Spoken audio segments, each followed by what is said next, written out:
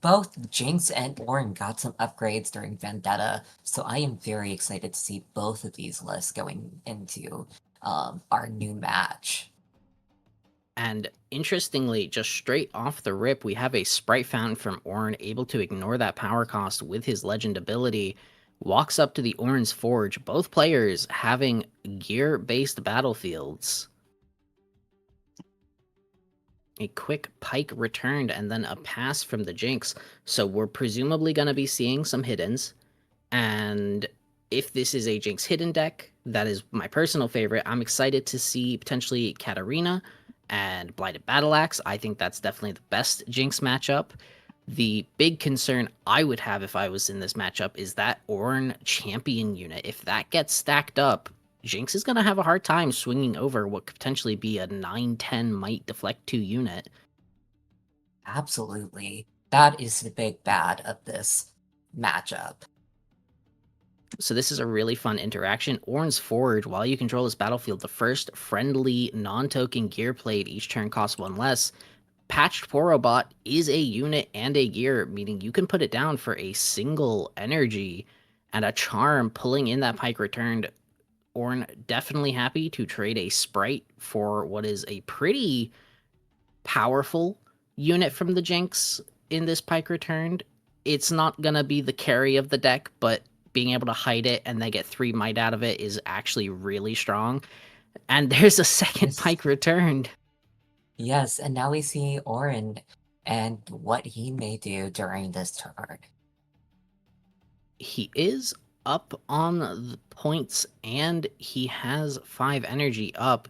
Another charm could be pretty devastating if this Ornn is able to get this Porobot bigger than one of these units. Pit Crew hits the board, so this is where the aggro part of Ornn has started to come into play. Pit Crew, when you play a gear, ready me. That's not a once per turn effect. That's not a on play effect. You can just keep readying this Pit Crew as long as you have cheap gear to put onto the board. And with Ornn, all gear is effectively a power free, meaning you can just get this Pit Crew, you can give it gear, you can put down something like a Poro stack and just constantly ready it moving in and out of these battlefields. Blighted Battle Axe, I love to see it. Seal of Rage to make sure he's not going to go down too far on runes. And this Noxus Hopeful 8 might swinging into that Forge of the Fluff. It's going to be hard for Ornn to clear that even with a Pit Crew. Falling And Star, clear Star the back right line. there. Yeah, we looked like there was going to be something coming up for this Ornn player, but that falling star changes everything. And both players down to just 1 or 2 cards in hand, but for Jinx, you are happy to see 1 card in hand. Ornn, not so much. He could get the Ornn Forge God onto the battlefield, but it's only for might with no gear on the board. So it's going to be hard for this Ornn to walk over either of these battlefields now that that Blighted Battle Axe is on the board and ready to be swapped back and forth, And depending that on what is, he needs. yeah, that is a concerning turn for Ornn here, because he just brought out his chosen champion, and nothing else. Now, unfortunately, the Jinx did hold both battlefields, which means this Blighted Battle Axe is going to shoot one of these 2 units, regardless of what the Jinx tries to do with it, unless the Jinx is able to get this Noxus Hopeful above 4 might baseline. Something like a Longsword will do it, yeah, putting it up to Yep. 6. The Battle Axe will detach, will shoot the Noxus Hopeful, but the Noxus Hopeful will survive, and then that Battle Axe can go back onto a unit in the future. A And now new we see Vendetta card. Zed coming in with his Shadow Clone.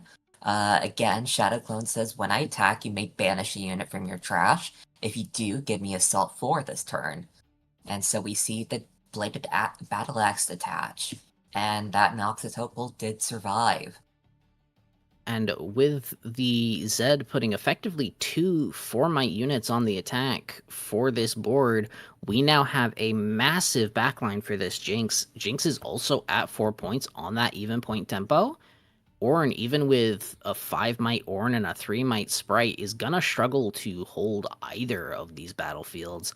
Mask of Foresight. I love this card in Ornn. It gives the +1 when attacking and defending alone, and also gives a +1 to the Ornn Forge God for being a gear, meaning this Ornn gets to double dip on that bonus might and can rapidly climb in might over the course of a turn, especially with things like that charm that we saw on the second turn for the Ornn, able to pull in the enemy units and say, yeah, you're gonna fight my massive 12 might Ornn, whether you like it or not. Yes, and now we see Jinx going for that Seal of Rage, and we just have to wonder what is in that in that hand. But first, we have the Bladed Axe attachment, and Pike coming in to conquer. Yeah, conquering the Forge of the Fluff would let him move one of these gear across the units if he wanted to.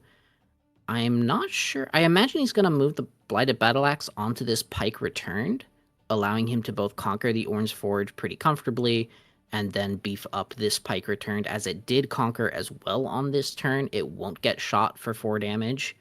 And then both of these battlefields, 6 and 7 might, I said the funny thing, Yes, you would did. be pretty hard for this Ornn to clear, especially when that Sprite Fountain disappears, dropping Ornn back down to 5.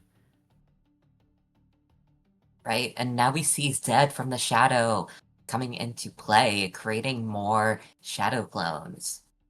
Yeah, he discarded a Pendulum Blade. I love this gear, as I've been playing Vi a lot in the past couple weeks. Pendulum Blade, only 1 might on its own, but 2 might whenever you move onto a battlefield. Slap that onto something that has some good mobility, and you can get a lot of might out of it. And oh my goodness, for this Jinx, that is an insane 22 might backline, not including any of the gear or these units on the battlefield. How does Yes. the Ornn potentially try and hold a battlefield against that? I don't Well, know that he does. Yeah, there was a now we are seeing massive a scoop. GG, just a game scoop, because I don't. If I was that Ornn, I wouldn't know how to respond. You just gotta sometime give it that gear hate. And then I think if he has not so fast in the sideboard, you should definitely put those in to deal with the Falling Star. Something that Jinx players love about the deck is that Falling Star can't be defied, and there aren't a lot of things that can be defied that the Jinx wants to play out, meaning you can pretty comfortably say that the 3 defies are going to end up being dead cards in your hand for most of the game. Quick double point again from a Sprite Fountain for Ornn. Meanwhile, Raven Bloom Perfect or Prefect hits the board for Jinx. That is an interesting card. It is some of the best gear removal that Jinx has access to, especially given it can be a turn 1 play. Absolutely. And now we see that Lecturing Yordle coming in, drawing a card for our Ornn player. That's really good. We did see that the Ornn was running out of cards pretty quickly in that first game. Jinx also ran out of cards, but of course, with her legend letting her draw, if she has 1 or fewer cards in hand, that's entirely her point. But this Ravenbloom Perfect means if this Ornn tries to put down a big gear on the board, it can be removed, but it's not a mandatory trigger. So this Ravenbloom Prefect can just hold up the ability to banish a gear until the Ornn can clear it. And that's really scary for an Ornn that presumably wants to have a big game deciding gear that he can play. And now we see that Ravenbloom Prefect in the Zon Warrens, discarding 1, then drawing 1. So we Interesting. see that switcheroo hit the discard pile, and now we see a Seal of Rage come out for Oh, a I love Katarina. this. So, Katarina, 5 energy and a power. 5 might, when you hide a card, ready me, meaning hide the card, immediately swing in with this Katarina. And when you play a card from face down, deal 2 damage to an enemy unit. That doesn't say enemy unit at a battlefield, meaning you can snipe this Lecturing Yordle in base as soon as the Jinx player has a window to react with one of these hiddens. And given most of the time these hiddens are going to be a unit, we've seen one switcheroo already be discarded, so it probably won't be another switcheroo. And now we see He the can Bloom Prefect coming in with the Stupefy and also drawing one card for the Ornn player. Yeah, that will let this Lecturing Yordle trade with the Prefect, but unless he's got something else in hand, this Lecturing Yordle is probably not going to be able to take this battlefield on its own. Pit Crew hits the board. We didn't get to see much of it in the first game, but this is the big tempo play for the Ornn. Patched Porobot hits the board as well. That is a unit and a gear, meaning it does ready the Pit Crew. And I'm assuming we're going to see it try to take out this Ravenbloom Prefect, maybe with the Lecturing Yordle as well. Nope, just the Pit Crew moving in. It is 3-2. Hitting card, Edge of Night, flips to attach to the Ravenbloom. 2 damage goes in on that Lecturing Yordle. And this Ornn is in dire straits. No energy up to react. This just And he might just has to be, pass. yeah, this just might be a dead game for our Ornn player. Maybe a dead hand or maybe dead draw cards, but unfortunately, it looks like our Jinx is just going on a rampage. Yeah, and just quickly racking up these points already at 4. If he flips this hitting card on the Katarina's battlefield, he can snipe that patched Borobot. And at that point, the Ornn, he needs another Pit Crew just to accelerate something, or this Jinx very comfortably holds up to 6 and threatens a double hold or double score up to 8 on the next turn. Yeah, and definitely the Katarina with the hidden card is just such a kind of monstrous look. You definitely do not want to go into that battlefield, but you might have Interesting, to. the Jinx did not play anything on her turn, just immediately passed 3 cards in hand.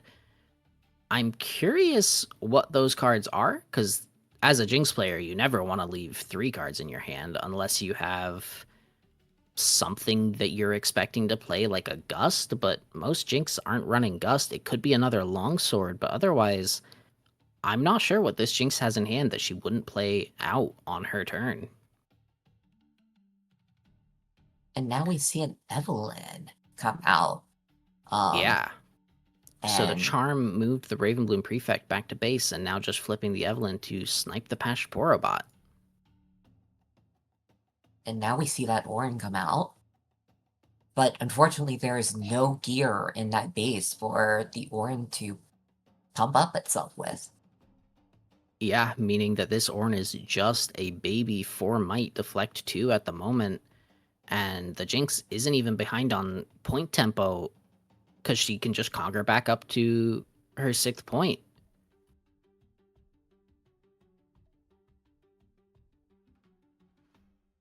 We are also 6 energy up. seeing some interesting cards in that Jinx just discarded up from the deep, which has a flow cost, meaning that that card can be played again.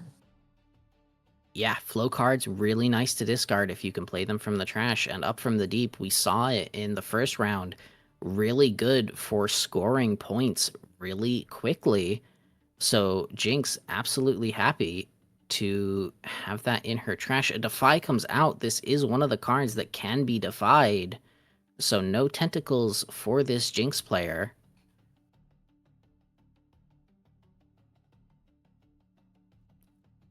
And I'm assuming we're going to get a hitting card over on this on Warrens. The Ravenbloom Prefect should be up to 5 might now, not 4. So this Ornn can't walk in on its own with a hitting card there. It becomes really scary for this Ornn to try and take the Zon Warrens, but he kind of has to. He has to go into the Zon Warrens, has to charm in this Katarina again, and try to clear the back line of Jinx, or Jinx just double scores and goes to 8 points for probably the fastest game we are gonna see today, and potentially like the fastest game we've seen in Runes and Rift history. Yeah, we are on 8 minutes and about 8 minutes 30 seconds, and this is the fastest game I have seen in a while. 8 energy up. I'm not sure what Ornn could be running to clear the battlefields with 8 energy. A Sprite Burst would be good, but some gear would be And better. there we go with a concede.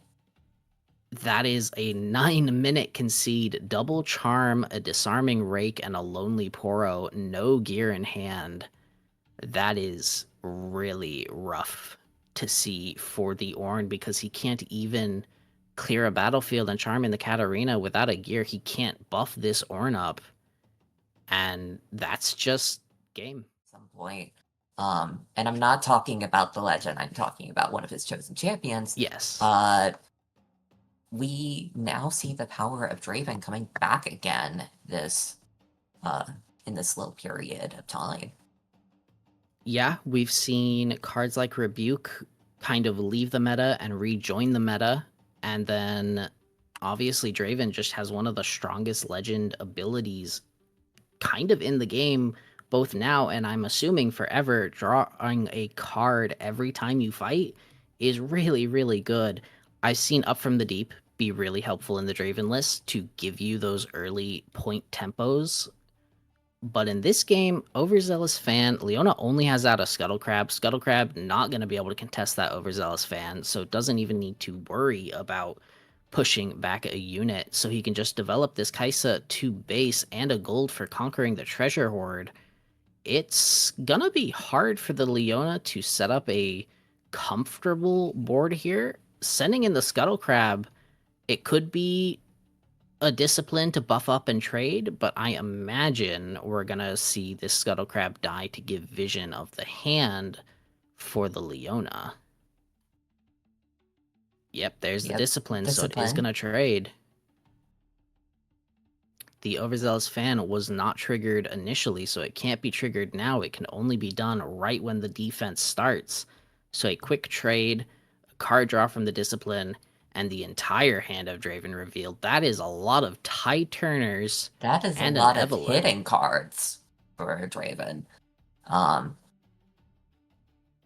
yeah, That does explain the gold that he wanted on the previous turn, because he's going to need to hide those to get the value from them.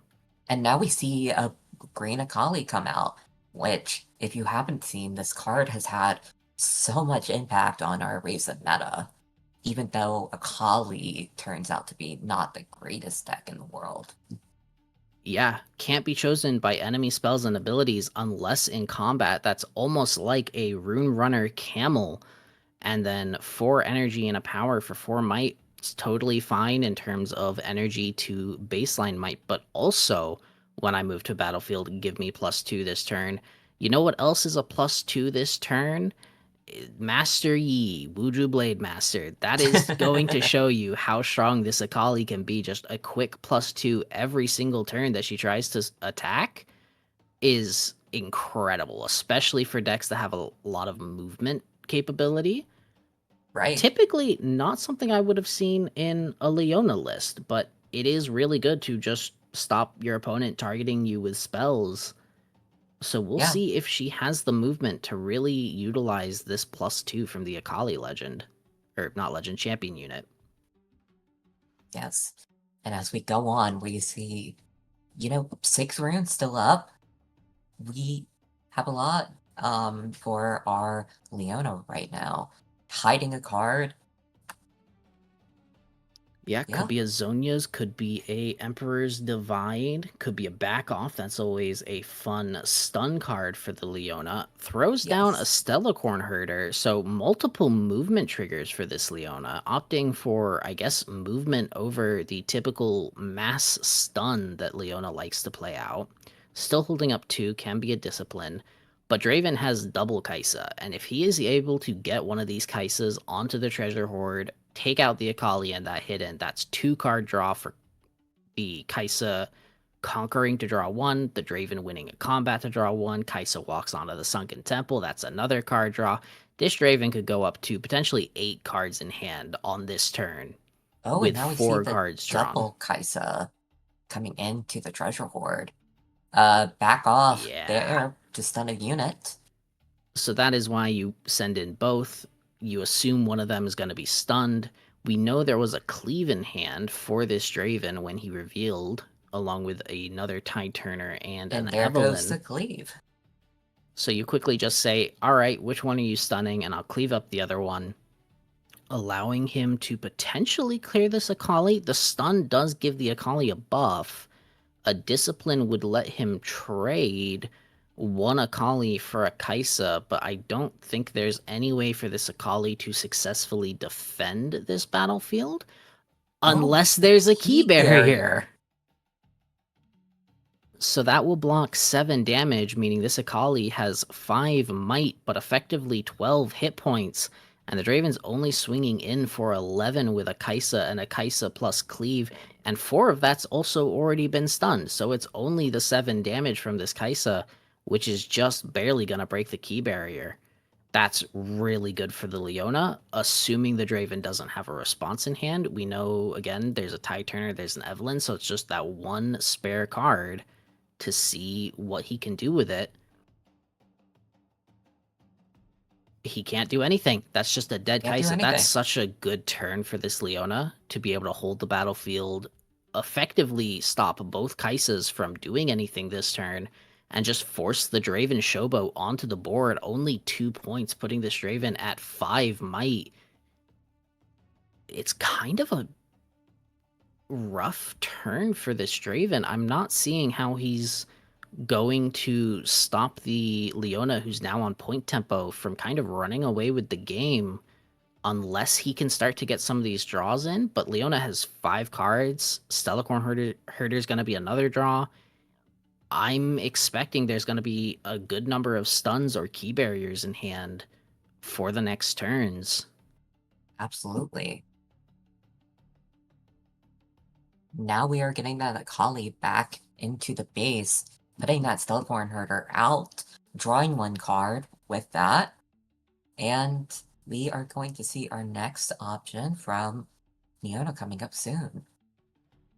So that is interesting. He moved the Stellarcorn Herder up to the Treasure Hoard, and then moved the Akali back. The Akali could have moved back, and the Stellarcorn could have gone up to this Sunken Temple, meaning the Leona doesn't want the Sunken Temple to be fought over.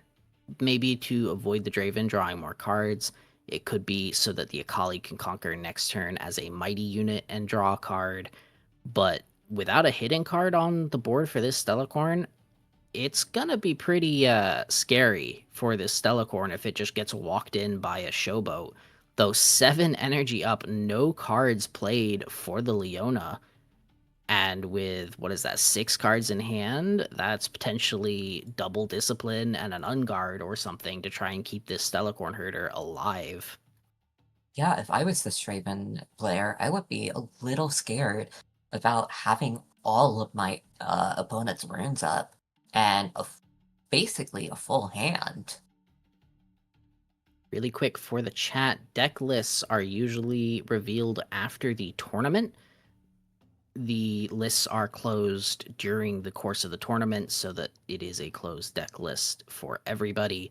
There is a Decree of Rage. I have seen this a couple times, though I still struggle to say that it's a good card, even in the sideboard. 1 energy, 1 power, deals 4 might to a calm unit, can't be countered. Stellarcorn Herder, though, saved with the Call to Glory, paid for by the buff on this Akali. He does have the ability to trade in a unit such as the Evelynn to try and clear this Stellarcorn Herder. We still know there's a Tide Turner in hand, but there is 1 card we don't know yet. Absolutely. And we are going to see what possibly can happen with this Evelynn. That's 2 And and a another gold key for a key barrier. barrier again. There's basically nothing the Evelynn can do to break that 7 health barrier on this turn. So it's just going straight to the trash. And there's still 5 HP on this Stellarcorn Herder from the key barrier. Combined with the now 6 might of this Stellarcorn Herder, he would need to get 11 just to clear it. So for this turn, that Stellarcorn Herder looks to be safe. Draven Showboat walking onto the Sunken Temple. He is a mighty unit, so he'll be able to get that card draw, something this Draven is in dire need of right now. Yeah, with the Conquer and the Sunken Temple, we can see 2 cards coming into Draven's hand. And then the Draven Showboat will also be going up to 6 might, meaning it will trade this Akali without other cards for the Akali to get stronger.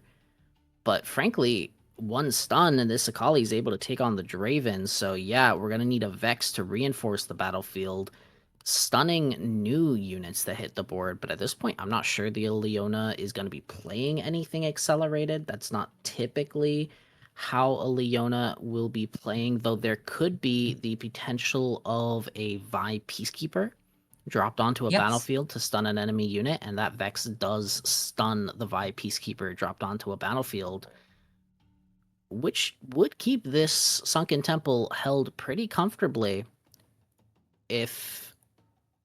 Oh, but he moved the Vex Oh, back to base, so deciding instead to just reinforce the backline, saying this Showboat's probably gonna die. Tide oh, and here Turner comes hits your... the board to swap the Draven back to base. Yes, reinforcing the backline. Since right now, the difference is, we have 14 might versus Akali. Oh, but that's interesting. So the Draven plays out the Evelyn straight from hand, meaning the Draven is now out of cards. The Leona sees everything this Draven has access to at the moment. But that's a very big backline. Yes. Going in, the Akali does jump up to 6, making it mighty, giving him the Sunken Temple card draw. Also a card draw for moving back that Stellacorn Herder, filling up his hand back up to 7 for the Leona. And now we kind of wonder, is this a lack of units or a more of there are spells and combat tricks in this hand, and we are going to see another Stellacorn hit the field. Yeah. I mean, we've seen 2 key barriers, a Called Glory, a Back Off, and a Discipline. So I'm assuming there's a lot of spells for this Leona to play. Absolutely. Evelyn moving up to the Treasure Hoard, only 1 card in hand. Does pay for that gold. I mean, he's probably not gotten 11 energy play in hand. He can't even be running Elder Dragon for a 12 energy one, so we will most likely see this card unless it's a hidden, in which case it could fall onto that Treasure Hoard to try and keep this Evelyn safe. For the Draven here, I'm assuming he is deciding how much he wants to send in to this Akali, because he does want to clear Yes. this Akali. It's been a complete menace, able to just stack up might super quickly, and it can't even be targeted by spells and abilities at the moment. But with 4 energy up, if there is a back off or double discipline or, God forbid, another key barrier, it could be really hard to clear this Akali. 3 Zenith Zenith Blade. Blade. This is the signature spell of Leona, and almost nobody remembers it exists. Action speed, 3 energy, 2 power, stun an enemy unit at a battlefield. You may move a friendly unit to that enemy. And now we are seeing the buff on Akali come into play. And with the movement, that's another +2 might, quickly capturing the Treasure Hoard back from the Evelyn. I mean, that's really nice for the Leona. It puts him up another point to 5. It does mean that this Draven, Showboat, and Vex Apathetic do conquer the Sunken Temple. The Glorious Executioner, he did win a combat, as he is the units that remain at that battlefield. So he will get the draw from his Legend, and he could tap another energy to get a draw from Sunken Temple. I don't know that he has done that yet, so he might have expensive cards in hand to play out.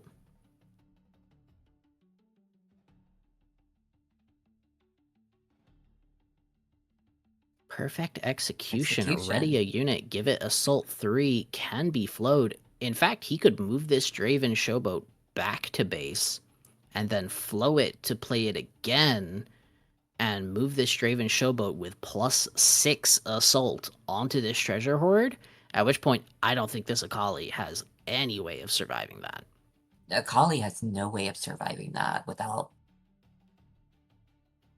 I was just gonna say, if Akali had any... if this Leona player had any runes up, but unfortunately they only have one rune up. Yeah, and there's no stun that is only a single rune, no hitting card to play it back off from. So it's likely, oh, just going in for the Kaisa instead. He does get defied on the second perfect execution, so the Kaisa can at best trade this Akali, which, if you're the Draven, was not what you were hoping to see. Yep, unfortunately that defy comes out sometimes when you are in the worst position. And now we... Yep. There is still a card in hand. It can be a Cleave, it can be an Inferna, but it looks like it's just going to be a trade, not opting to play out whatever he has in hand. Yep, and now both Kali and Kaisa go into the discard pile. And Oh, an now... Overzealous Fan is going to buff up this Sunken Temple a lot.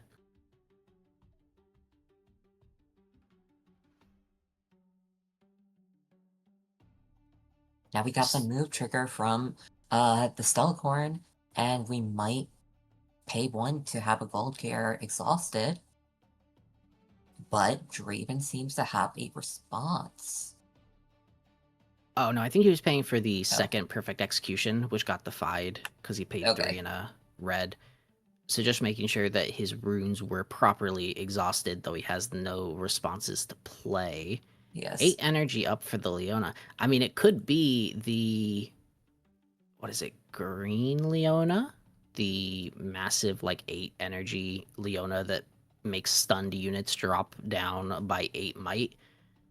That would be a heck of a play, but the Stellacorn walking into the Sunken Temple, presumably to get the card draw, but that then gives the Draven a card draw, so at that point, I have to assume that this Leona thinks she's going to be able to win this combat and force the Draven off of the battlefield, potentially even just winning this game if the Draven runs completely out of units on this turn.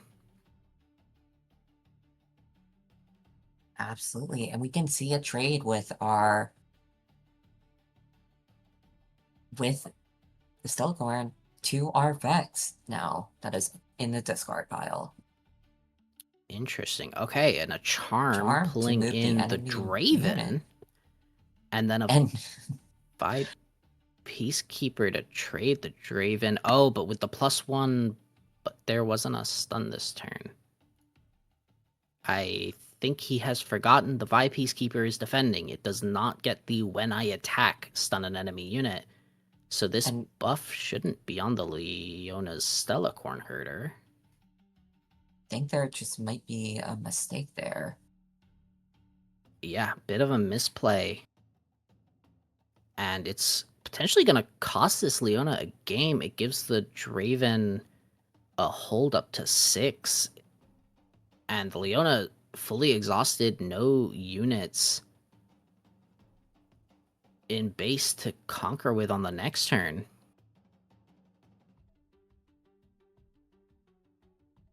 Okay, there is a clarification coming in that the buff should not be on the Stellacorn Hoarder, and Vi does not stun because the Leona player is defending. Yeah. It will be a trade, which is nice, but unfortunately, not what the Leona was hoping for in this case.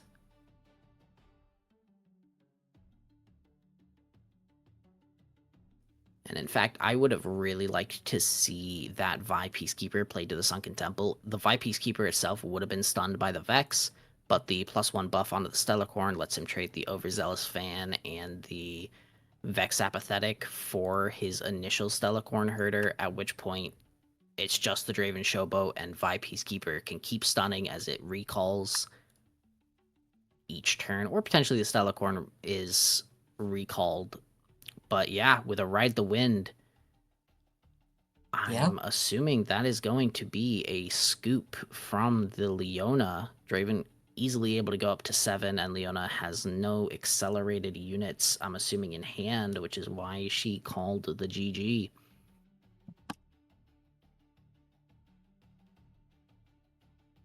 Yep, I believe that is the GG for this Draven player and this Leona player. Draven winning 2-0. Okay, Irelia getting a lot of value out of the new Akali Silent, able to move it around all the time with both the purple movement spells, but also the Irelia legend itself, letting her re-ready it. Meanwhile, Mel, I mean, you gotta be happy having that blue Mel to stop the counter spells from Irelia. And with lots Absolutely. of ways to drop this Irelia Fervent's Might, it's pretty hard for the Irelia to use that champion unit in this particular matchup. But at the same Yep, time, this Akali Silent kind of does the same thing for the Irelia and can't be targeted by spells and abilities, which will make it hard for the Mel to clear it until the Mel is able to put down an accelerated Watcher. That's usually how you clear an Akali Silent with the Mel list. right? And this Irelia player has plenty of time to bring out that Irelia Fervent, but fortunately during this turn, uh, has not been able to. Puts out the Tide Turner, moves the Stellacorn back to base, throwing the Tide Turner to the Wolves to be eaten on that Rockfall path. Also gives him an additional draw from the Stellacorn at moving back.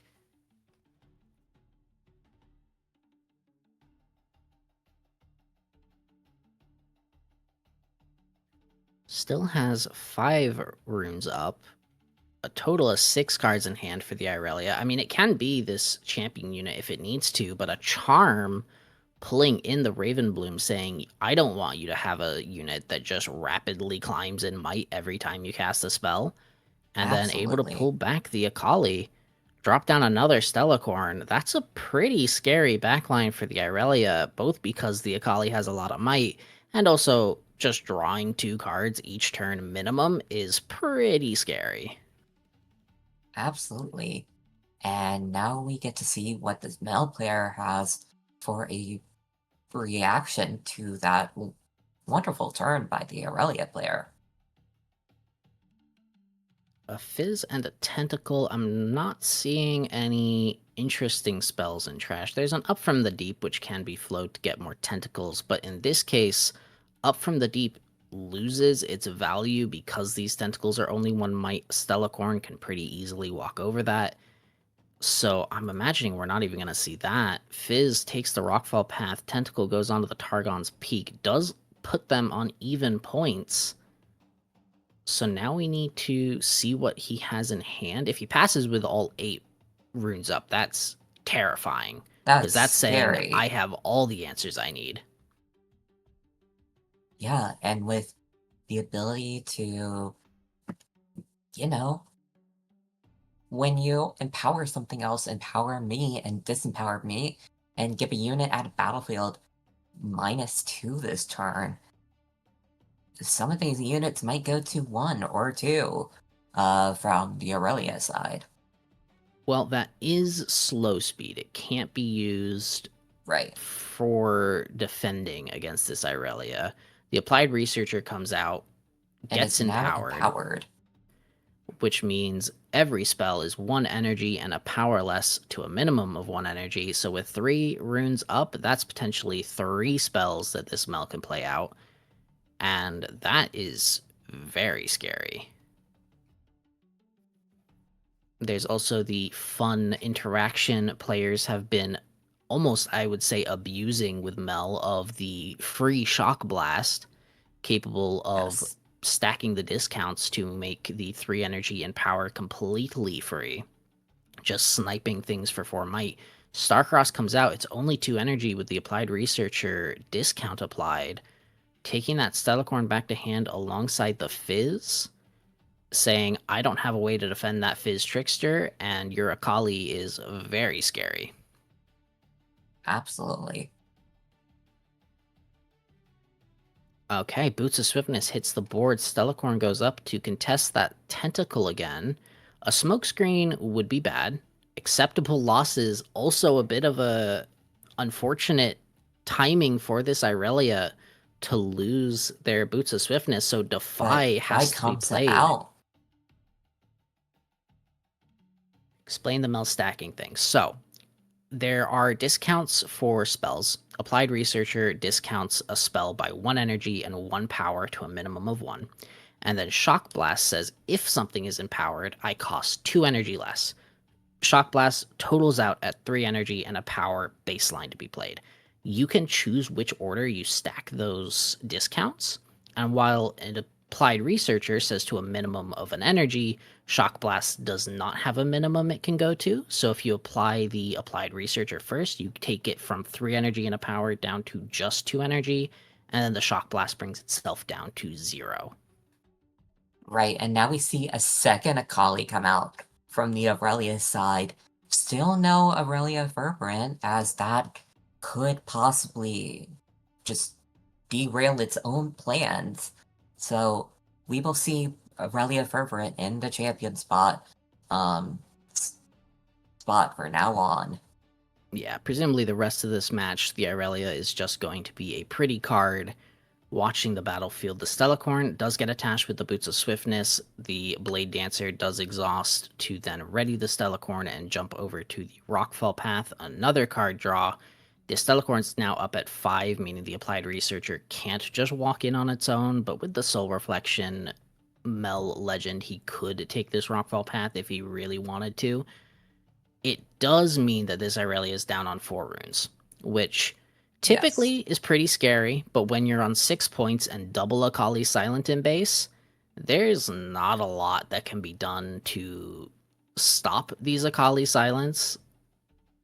Mel could play a Temporal Breach. There is a fun Temporal Breach Rockfall Path shenanigan that some Mels have been playing, where Rockfall Path says you can't play units here, and Temporal Breach says banish a unit, then replay it at the same location, and can be played from hidden. So you can just delete a unit if it's on Rockfall Path. But I don't know that this Mel is running that, and it would require him to get onto this Rockfall Path, and then also have an answer to this Targon's Peak Conquer that the Irelia is presumably going to try and do. Right. And now we see the choices coming up from this Mel player. What are they going to do? Are they going to pull that Mel out at the champion slot? Are they going to possibly... I don't think this is going to happen, but take their Applied Researcher into one of these battlefields. Which, again, I don't think is going to happen, but Well, you never know what we see. he has to do something, or he loses. Yes.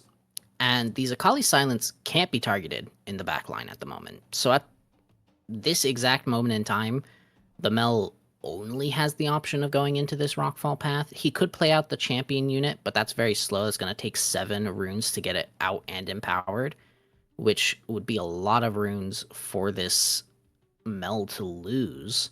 He is going for it, though, He so is there's going for it. the champion unit reinforcing the Targon's Peak. We'll see if he goes for the Empower and then just tries to hold up his 5 runes and says, hopefully with 5 runes I can stop the double Akali swing in that's going to happen.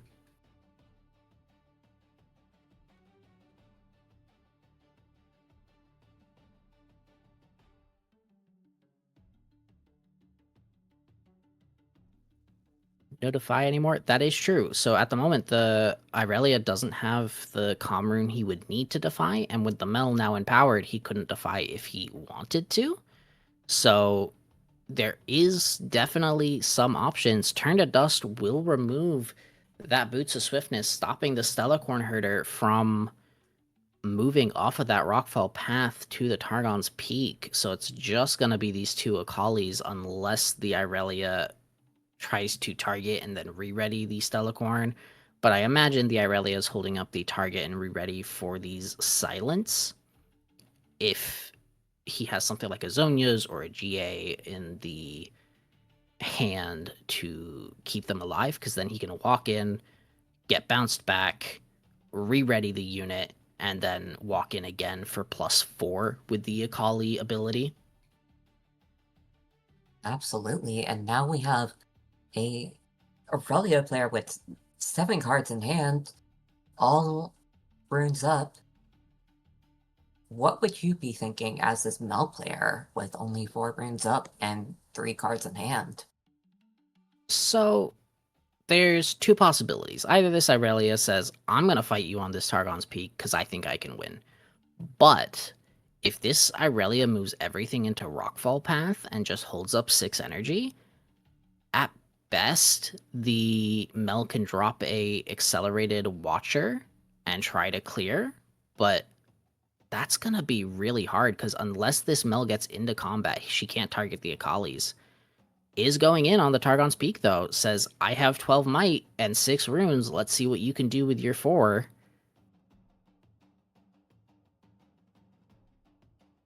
One energy immediately tapped. Is that a smoke screen? Ride the Wind? A Ride the Wind would be pretty devastating if it went off. It is a Star-crossed. star-crossed. Or not. Taken back. Mel's They trying to are figure taking out back what the to play. star-crossed. Starcross would be good, though, potentially to bounce this Mel back to hand once he's played out the other spells. So Stupefy to drop this Akali down to 4, and then something like a second Stupefy to drop the Akali to 2, bounce the Mel back. It does run into the issue, though, that this Irelia is holding up all 6 runes and 7 cards in hand. Something like a Defiant Dance just Yes. kind of ends the game. Smokescreen, that's only 1 energy with the Applied Researcher, drops the Akali by 4. Interestingly, targeting different Akalis with his Might Drop, which means he might not be playing out this Starcross this turn. No, I do not believe so. And from the Aurelius discard pile, we don't see a Defiant Dance. So that is gonna be a complete option here.